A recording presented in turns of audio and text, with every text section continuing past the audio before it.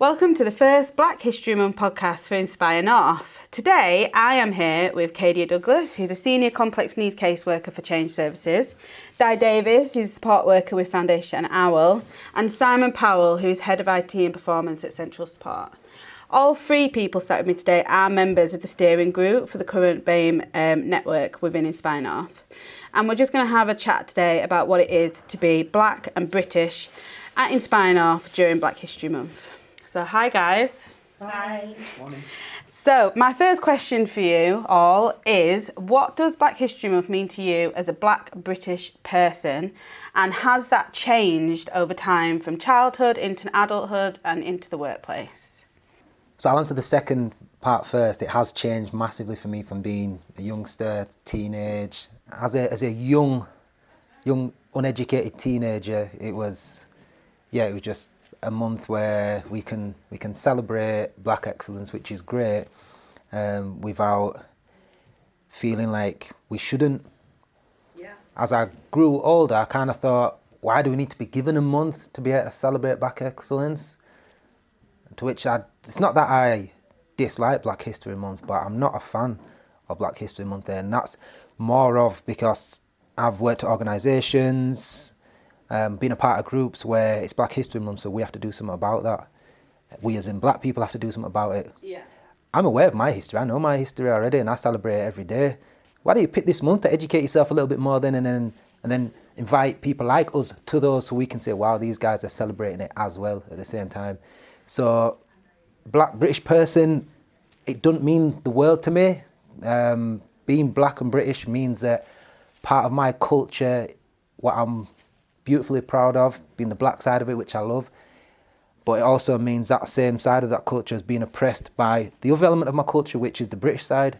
I can't stand that. It's a struggle for me that I have two cultures where one of them has massively oppressed the other. Yeah. So there's nothing proud about that for me. The only proud thing I've got is that Black people have made it through it and we're still alive today, and we're still trying to strive, but yet it's still a focal and focus point. It's not for us to focus on it. We're aware of it. I'm fully aware. So Black history for me, as far as I'm concerned, when I wake up in the morning, I'm Black history. Black history to me starts within your home. It's what you've been taught. It's a celebration of life. It's a celebration of our culture. I don't understand why 1 month in the whole of the year we must say, yes, let's celebrate Black history. Let's celebrate what Black people have achieved.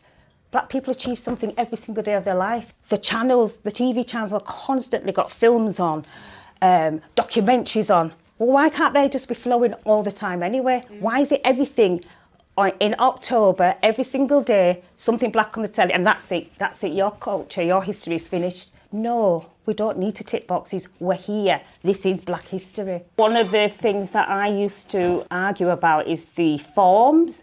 You used to see Black African, Black Caribbean. You never used to see Black British. Black British box has only just come out in the last, I'll say, a few years. When I was trying to look for where my son comes under, there was nothing there. So I wrote something there, and it was to do with, I think it was a form for school, and it's from above, who put certain things in categories. We're all in categories. But at the end of the day, the Black history category is down there. We never learned anything at school. I'm in my 50s, and as far as I was concerned, my culture, where my parents lived, in mud huts. And we all went out there to hunt for food. That was the Black history. Yeah. Until I went to the Caribbean, there was no mud huts there. There were stone houses, and they lived better than half of us in here, in England. So it's what you've been taught. And then it's what's so stereotyped and stuck in your head. So as far as I'm concerned, my Black history is every day in my house. Black history for me, probably a mixture of what Simon and Daya said. But I think for me, it's a slightly different because I wasn't born in England. So I was born in Jamaica. So technically, no, my citizenship was Jamaican up until about 6 years ago when I became British. So being raised in Jamaica, going to school in Jamaica, every day is Black History Month, isn't it? Because, we're not the minority in that country. And then coming to England and realising, there's white people here, You are the minority now. And unfortunately, some of your peers in this country don't like us because of the colour of the skin. So that's a really big culture shock. I welcome Black History Month, but I think, first of all, our Black history needs to be taught in schools. It needs to be part of the curriculum. There need to be more Black programmes on TV throughout the year. And yes, I will still take the month for you to really focus on Black history. But I don't think it should be that from the 1st of October to the 30th of October, it's Black History Month, and then after that it's over with, because it's not the same with white culture. You have 365 days of the year. We have 30 days in the year. And it's a cut-off point, that's it, done. Done, never to be heard of again until same time next year. White children need to know about Black history as much as we know about white history, as much as we know about Winston Churchill and everyone else. And actually a lot of our Black history has actually curved British culture. It's what's made part of British culture. So why not know about the roots of your culture? Because unfortunately, whether you like to hear it or not, majority of it has stemmed from Black history.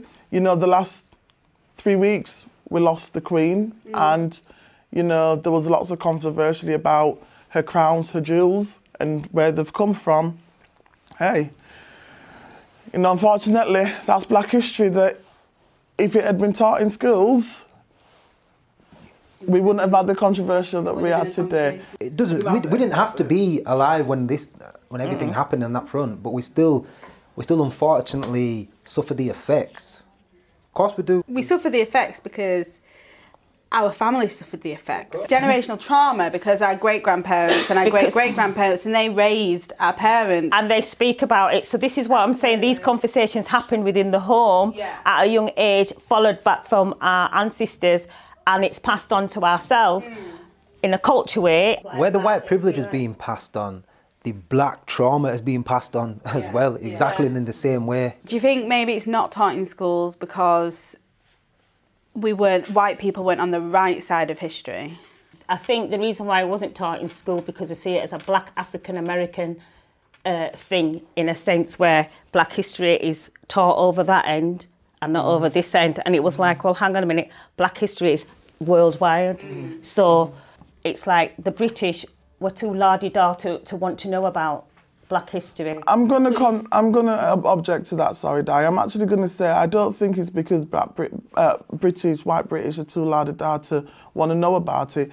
I think Black Americans talk about Black history more openly because there's a lot of good from their Black history and what like the likes of Martin Luther King and Rosa Parks did and Malcolm X did. There's a lot of good. If white British are supposed to talk about Black history, there's gonna be a lot of hurt because what white British ancestors did was colonise Black countries, involving slavery and stole. And stole from, So. And I think that's why it's not taught in school, because white British aren't ready. So Black History Month should be a starting point for those conversations. But you have those starting points, the beginning, the middle and the end, and it doesn't come back again. Yeah. So you're the one that has to continue having those conversations, having these workshops and things like that to educate. But it's not always, it's not about in the workplace, it's in schools, it's in your home. Sorry, when it comes to in the workplace, if you're feeling, I don't want to say oppressed, but if you're feeling stressed, if you're feeling that you're not being listened to, if you're feeling that you're not moving up the career ladder within the organisation as you should, I think that it's sad that you only feel confident and comfortable to go to your Black peers to have a discussion about it. You should feel comfortable and to be able to go to your white peers and say, I don't feel as if I'm being listened to and I think it's because of my race, or I don't feel as if I'm climbing up the career ladder as others are and I think it's because of my race. We should be able to feel comfortable to go to our white peers and have that discussion. But again, because I think we know that there's that stigma, and again, I will say this for everyone to hear, no, not all of our white peers are the same. No, they're not. No. But they are that minority who is. And because of that, and because of our history and what our parents, our grandparents, great-grandparents, our forefathers have experienced, we still have our backs up. Yeah. So what can white people do during Black History Month? Show us that you're interested. Don't wait for us to do something. You come to us and say, right, I'm aware it's Black history. What can we do to celebrate this culture? Like you say, it's just that month. Then what after that, what impresses me more is on, I don't know, February the 28th, somebody has a conversation with me about anything what's gone on in relation to Black history. They don't think, well, I'll save it for Black History Month. Now, Black History Month, to me, should be a celebration of Black excellence right there and then. I refuse to sit across the table and start trying to educate people who don't want to educate themselves. There's a million and one resources out there for people to get now, and they can do it, so it shouldn't be relying on us to be able to give any education around that. If anything, I want to get educated by one of my... That would impress me more. A white colleague said to me, actually, Simon, I've been reading so and so and so. Did you know this happened? Did you know about this person? 'Cause I don't know it all. And that's, and I'm glad you said that, because I think people assume that because you're Black, you know everything. I don't know all the answers. I'm learning as I go along. Yeah. And I'm still learning who invented this and who invented that. I didn't even know. So, I educated myself. Why can't you? And there's also the fact that you are from different Black cultures. So one thing that you know and one thing that you know are two entirely different things, because you're not necessarily from the same countries, you're not from the same cultures. And so you probably learn from each other as well when you have things like the BHM network and all that stuff. But you see, what you also, what I've come across is that a lot of white people assume that all Black people come from the same place. But then... You're Jamaican. It's weird because at one time they would say we all was African, but now it's more Jamaican because a lot of people only go to Jamaica and that's what they know. Yeah. Now, if I turn around and said all white people are from Scotland, they'd be offended. But they don't assume that we would be offended when you say that we're from this person, we're from that. No, we're all under one umbrella. Thank you very much for that, guys. That was brilliant. So I'm going to move it towards work a little bit. And we're going to talk about representation at work. And we're going to talk about the phrase, if you can see it, you can be it. So I know some of you are in more senior positions than others. It's just to get a conversation around, do you think representation matters? What would it have meant to you if you'd have had that representation? And is it true that if you can see it, you can be it? Do you want to start, Simon? Yeah, so for starters, I do believe in representation. I think that is very, very important indeed. But I don't think it's as clear cut as saying, if you can see it, you can be it, because there's a heavy side on what I've gone through myself, and what I see is that if sometimes we see a senior member from BHM community within there, sometimes it's kind of like, well, actually, they've got their one Black checkbox there, so ain't nobody else going in there. It's great to see that they're there. But how often do we ever see a majority senior leadership team from our background? No. The only time you see that is in a purposeful organisation that is a Black organisation. Now, if we've got, I don't know, 7 members of a senior leadership team and 5 of them are Black and 2 of them are white, I would look at that leadership team and think, that's the team I can get into. Of course I can, by all means. Now, if we have that same 7, 1 of them's Black and 6 of them are white, I'm going to think, they've got their one Black person. They know where I'm getting in. They know where I'm getting in. Yeah. So, I do believe representation is a need. Of course it is. We need to see it to at least give some hope. But do I believe that it's going to happen? No. And can I just say something? The way you've just described it, I get it.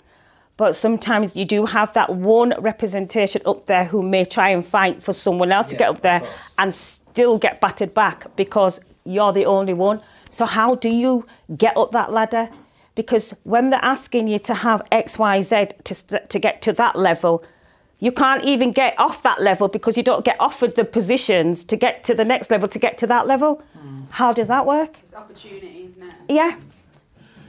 I think as well, there are times when senior positions will become available, but someone's already earmarked for that. And, you know, the advert would go out and people will apply for it.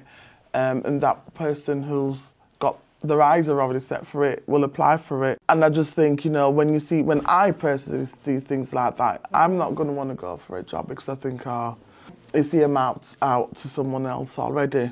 I think a lot of organisations do that, you know. It's a lot of people do that. Yeah. And it's sad. It's sad because you're not giving others that opportunity, whether we're white or black, we're not getting that opportunity. But for a black person who's already got the stigma, that's just added, an additional added issue onto what we've already got going on. Yes, obviously, you know, we've got to keep that professionalism. We've got to be seen as a hard worker. I'm not saying I should just be given a job because I'm black and you need to tick those boxes. No, if I'm not good at the job, I'm not good. If I've not done well on my interviews, I've just not done well. But I think as black people, we've got to remember that we can be very, very vocal. And we're not vocal in an aggressive manner, and we use our hands to speak, like I'm doing it now. It's how we express ourselves. If you look back I'm going to go back to our ancestors in Africa. If you look at our black African history, it's how we speak. Even now, you hear black people speaking and you think they're arguing with each other. We're not. It's a culture. It's how we express ourselves. We express it with words and movements. And I think what happens sometimes is that's taken on as aggression. Can I just say something? And that word aggression, I really, really hate it. And I was in a situation where I had a one-to-one with a colleague, and the white colleague raised the voice at me.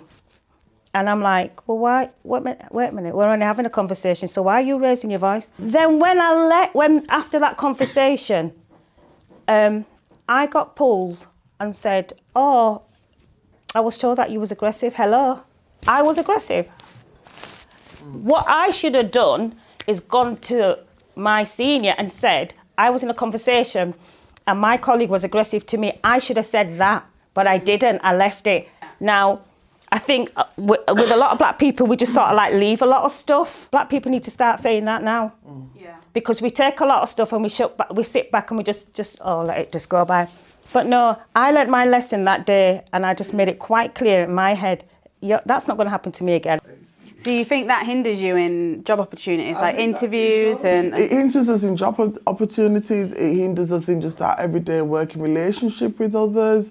It does. Yeah. And it's that lack of understanding of just different people and cultures. Yeah. It's almost like you have to almost sacrifice your culture, your culture and your morals about yourself. Because there's many a time where we have seen somebody in a senior position and how they're acting in that position is not how they are as a person. And I don't think I've looked and thought, you just be more professional. I've looked and I've thought, I know what you're doing there because we've all tried to do it. We'll play the white man game and that's how we can get up there. Which for some black people, they'll never go into a senior role because they'll say, I'll never play the white man game. I'll just be me. I'll just be me. Which personally for me, that's a battle I've been having, I would say, my whole professional life, really. The thing is, it's never going to change quick because we've still got legislations and everything that try to prevent this stuff from happening. So because there's a need for stuff like that, it's always going to continue to happen. So having representation is great. It's needed, definitely needed. It's just there needs to be the work around the actual representation and what they've got there, actually seeing the journey. My 2 pence on representation is I agree it's needed and I love it, and especially when my kids get it, and because we're mixed race, it's a different type of representation that we're looking for.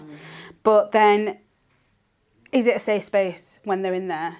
Those people who are representing us and who are showing us that you can get to that position. Simon, for example, you've made head of recently. So someone to your who's underneath you now, who might be black, can look at you and go, Simon made it there.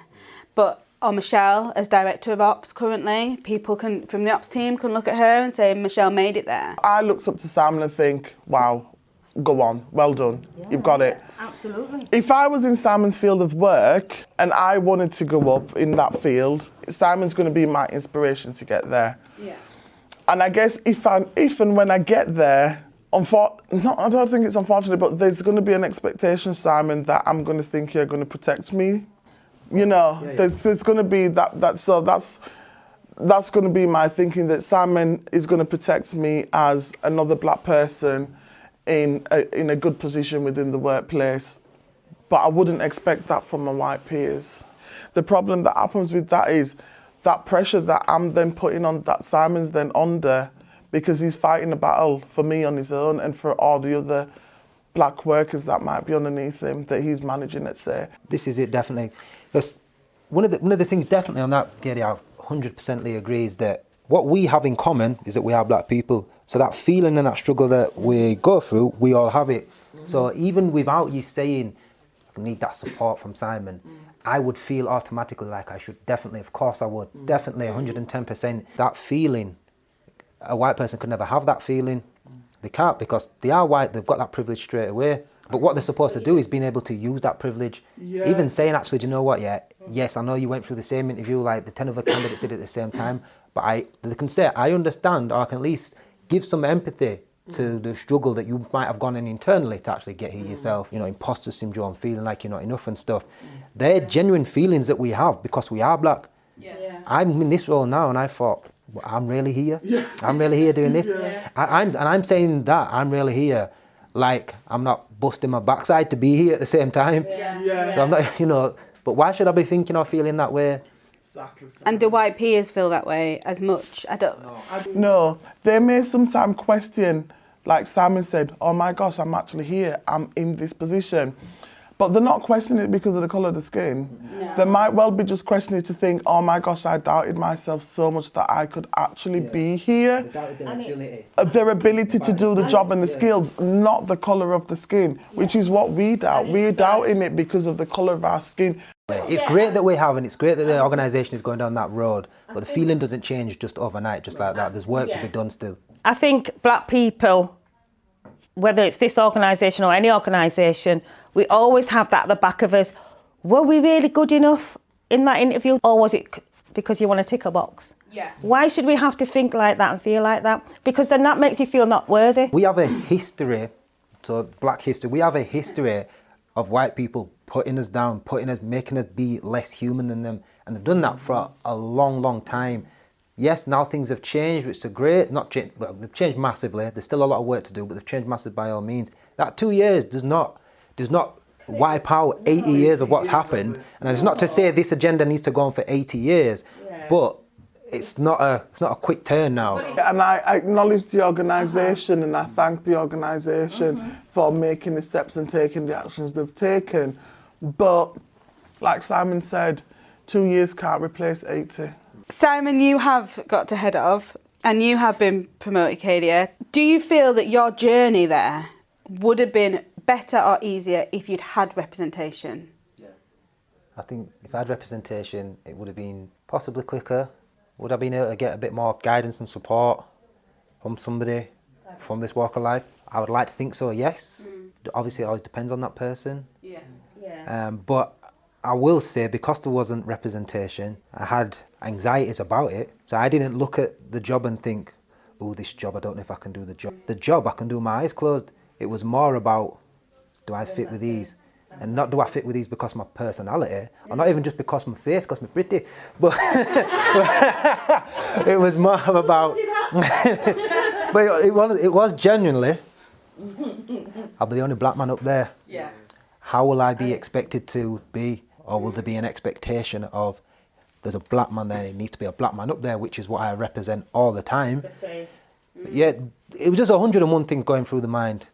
So maybe if you walked into an organisation and it was just pure white faces and you're coming in and you're thinking like, oh gosh, how am I I'm gonna be a bit anxious and stuff like that. And then you see somebody that looks like you and you'll feel a little bit at ease, because I feel a little bit at ease, because then I feel like, oh, I'm not the only one person who looks like me. So building up a little portfolio of Inspire North to see faces It makes you feel at ease. And I think for me, I am very aware when I am the brown person in the room. It happens a lot with school stuff.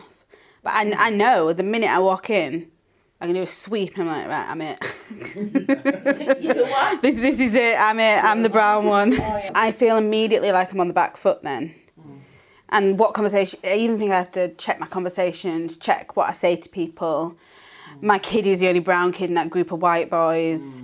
It's that, I clock it very quickly, whereas I don't believe white people walk into a room and clock how many white people are in the room. No. Black people are The clock how much black people are there, yeah. And you see, Emily, that's the thing, and this is where I'm going to round up my conclusion. And basically, organisation, thank you for what you've done so far. It needs more work. We're the black people, brown people. Speak to us and hear what we want to say, then take that out there to speak to the wider organisation. And yes, I get it. You advertise the jobs and we're not applying, the BHM society isn't applying for it or something, I don't know. Maybe because certain qualifications or certain things they're asking for, you don't have. You can't get to that level because you don't have what they're asking for. Because you haven't been in certain positions to get there, even in training, to get into management position and things like that. So just to round it up, what would you like to say to young black he, she's and theys who are starting out in the workplace? They're fresh out of college or university, they're getting their first proper job. Believe in yourself and be true to yourself and your culture. Same as Kadia, but continue to climb that ladder, and that ladder can just go as high as it wants and you can climb as high as you want. Be you and true to yourself. Don't forget who you are. Don't forget the work that people before us have done to pave the way for us to be where we are now. Just remember that. Remember every one of them. Do you know? Remember how hard your mum and dad worked for you to be here, because every black generation tries to make it different for the next generation. What my parents have done for me, I've done extra for my child, and I know my child will do extra for her kids when she has them. Echo all of them as well, but I'd also add to them that I think we are a culture that for some reason we don't like to ask for help. And so if they do see representation, do see somebody in that position, ask, man. I put myself out there as a resource. We tend to try to do everything ourselves. We all think we're Superman or Superwoman or super they. Did they have a super they? No?